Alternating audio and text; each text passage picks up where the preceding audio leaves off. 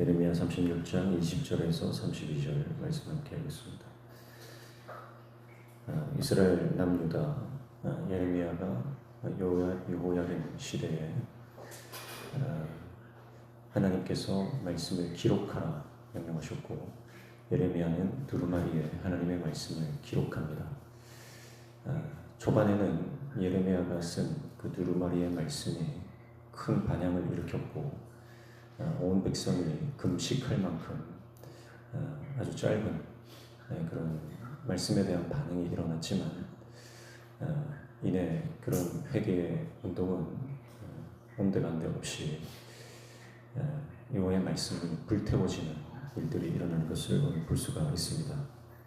그것을 주도했던 사람이 바로 여호야김 왕이죠. 왕은 두루마리를 자신의 궁전에 있는 화로에 던지면서 하나님의 말씀을 그저 불을 피우는 땔감 정도로 생각했고, 그리고 하나님의 말씀의 무게를 전혀 인지하지 못했다. 그래서 하나님의 말씀을 아주 가볍게 여기고 그것을 잘라 불에 던져 모두 태워버리는 만행을 저질렀다는 것을 오늘 말씀을 통해 볼 수가 있습니다. 자기의 삶에 만족하고, 또 자기의 생각에 안주하고, 또 주위의 상황과 환경에 대한 시대적인 흐름을 읽어내는 능력이 없는 왕이었기 때문에 하나님의 말씀이 그 앞에서 들려져도 그것을 깨닫지 못하는 것을 볼 수가 있습니다. 우리도 그렇습니다. 하나님의 말씀이 우리 삶 가운데 들려질 때 깨닫는 자가 있고 깨닫지 못하는 자가 있습니다. 여호야김 왕은 그 말씀을 깨닫지 못하는 자에 속했고요. 그러나 그 선대 아버지인 요시야 왕은 하나님의 말씀이 성전에서 발견되었을 때에 그 말씀에 아주 믿음으로 반응하고, 그리고 종교 개혁을 영적으로 단행하는 것을 볼 수가 있습니다. 아버지 때는 하나님의 말씀 앞에 순종하고 그 말씀에 의거하여 영적인 개혁을 이루었지만, 그의 아들 여호야김 때에는 하나님의 말씀이 들려왔음에도 불구하고 그 말씀을 불에 태워버리는 어리석은 모습을 볼 수가 있습니다. 여러분, 그러나 하나님의 말씀이 불태워졌다고 해서 하나님의 말씀이 사라진 것이 아니죠. 오늘 하나님은 예레미야를 통해서 그 말씀을 다시 쓰시도록 하시고, 바룩이 그것을 다시 받아서 쓰는데, 오늘 말씀 마지막에 보면 32절 보십시오.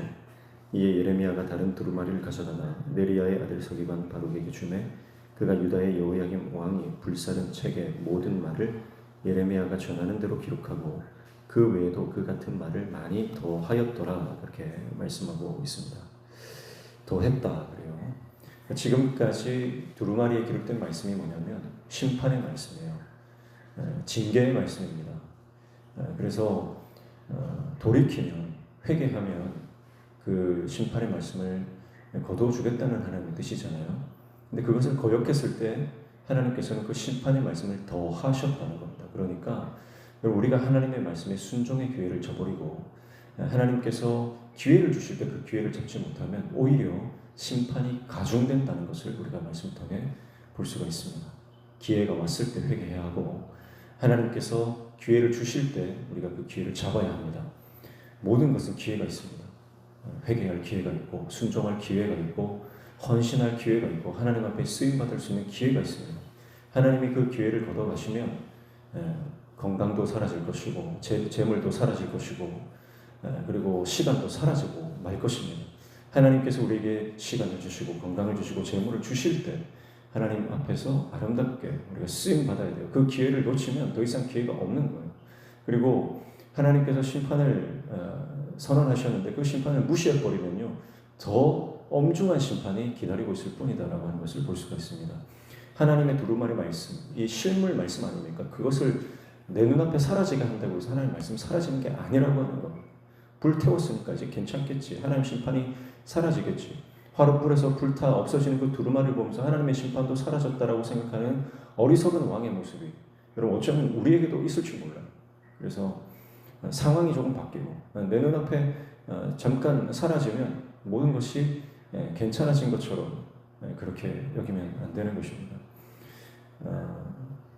잠깐 여건이 주어졌다고, 잠깐 상황이 주어졌다고. 여러분, 시드기야 왕도 똑같지 않습니까? 시드기야 왕도 이제 그 남유다 땅이 멸망하기 직전에